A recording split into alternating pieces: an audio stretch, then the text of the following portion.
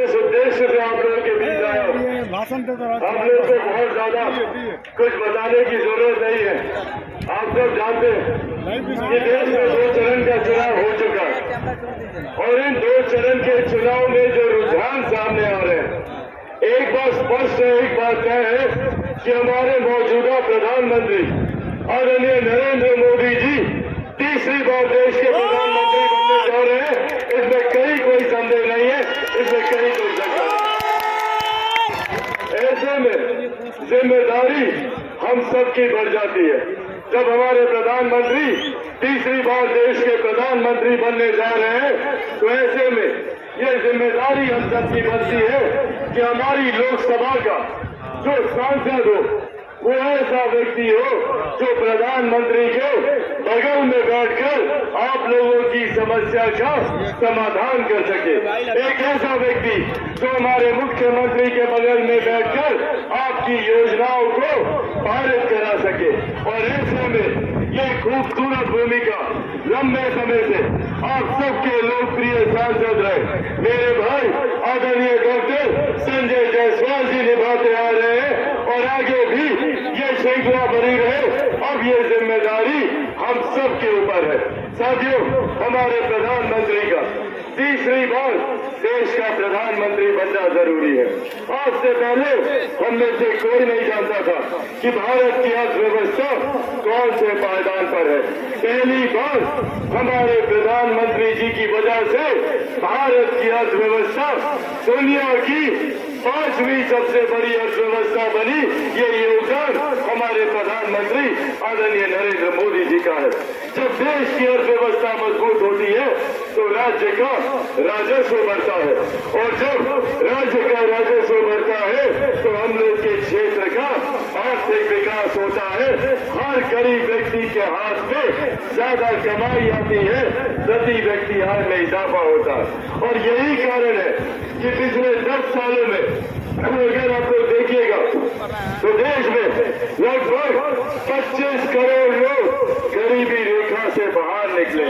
ये एक बड़ी आबादी है जिसको गरीबी रेखा से बाहर निकालकर मुख्य धारा के साथ जोड़ने का काम हमारे प्रधानमंत्री आदरणीय नरेंद्र मोदी जी ने दिया।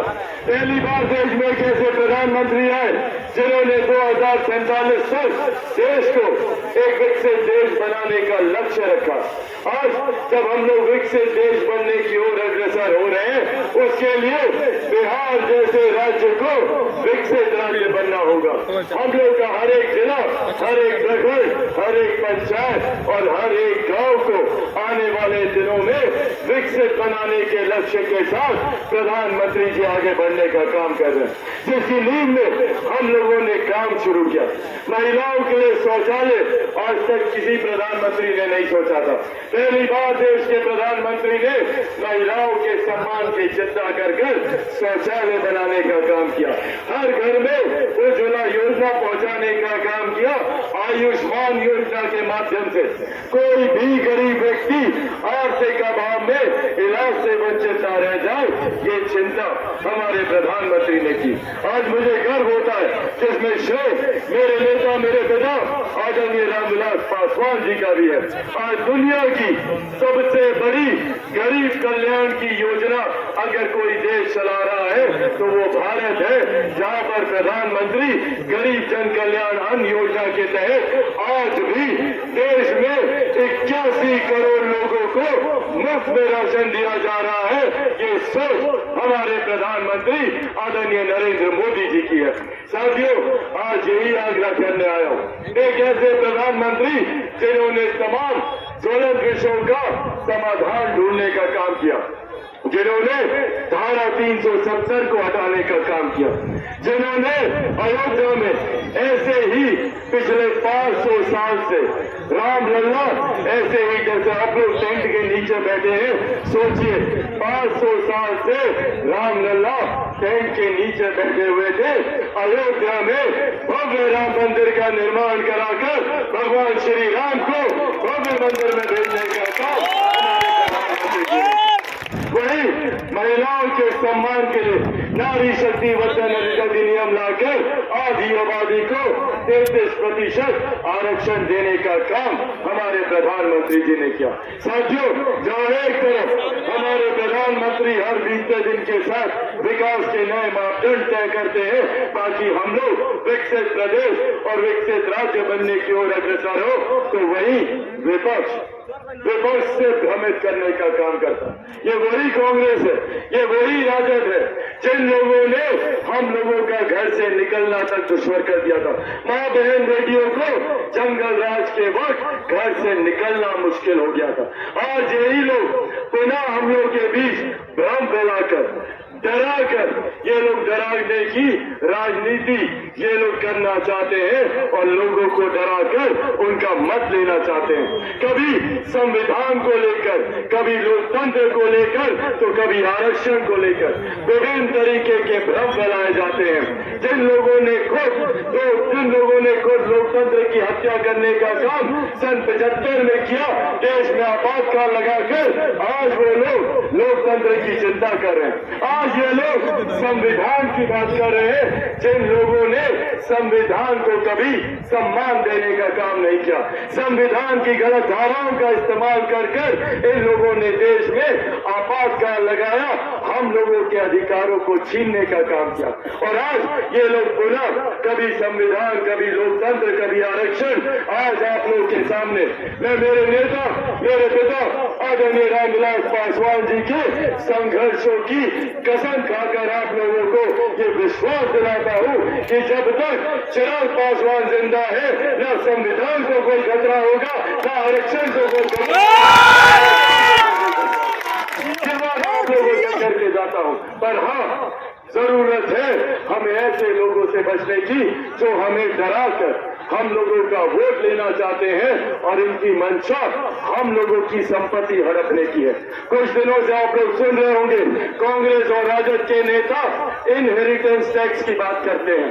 क्या है ये इनहेरिटेंस टैक्स? का मतलब है कि जितनी भी संपत्ति आप लोग के पास है, भले आप किसान हो, आपकी खेती हो, खेत की जमीन हो, या कोई मजदूर की संपत्ति हो, या महिलाओं का जेवर गहना जो भी हो, जब ये सरकार आएगी, कांग्रेस और राजद के जब नेता जीतेंगे, तो ये लोग उस पर भी टैक्स लगाएंगे और आप लोगों की 55% संपत्ति ये लोग सरकारी खजाने में ले जाएंगे।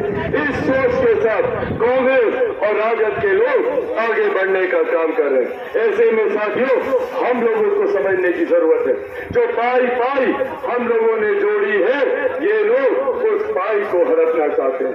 जो 2 वक्त की रोटी मेहनत से कमाकर हम लोगों ने अपने बेटा, बेटी, बच्चों के लिए जो भी संपत्ति थोड़ी बहुत जोड़ी, कांग्रेस और राजद के लोग उस संपत्ति को हड़पना चाहते हैं। इसीलिए साथियों, ये बड़ी जिम्मेदारी हम लोगों के ऊपर है।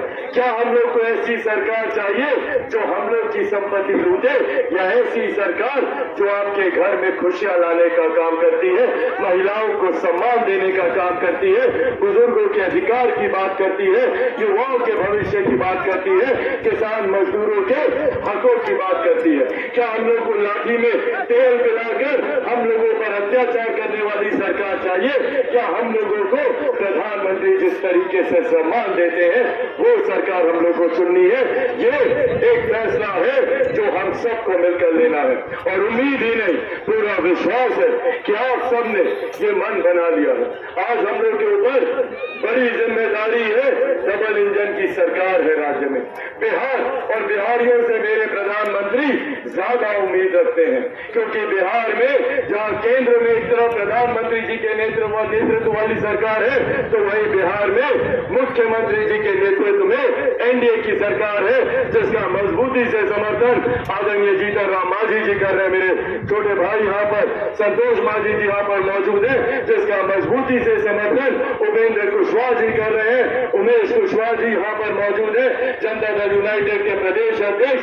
तमाम लोगों को मजबूती देने के लिए आप लोगों का एक एक वोट जो डॉक्टर संजय जायसवाल जी को जाएगा, वो प्रधानमंत्री जी को प्रधानमंत्री बनाएगा, मुख्यमंत्री जी को मजबूती देगा, जीतन राम मांझी जी को देगा, उपेंद्र कुशवाहा जी को देगा, और आपके बेटे, आपके भाई चिराग पासवान को भी मजबूत करने का काम करेगा। क्या सबका साथ आशीर्वाद मिलेगा ना? एक बार दोनों हाथ उठाकर जोरदार ताली से आप लोग अपना आशीर्वाद दें।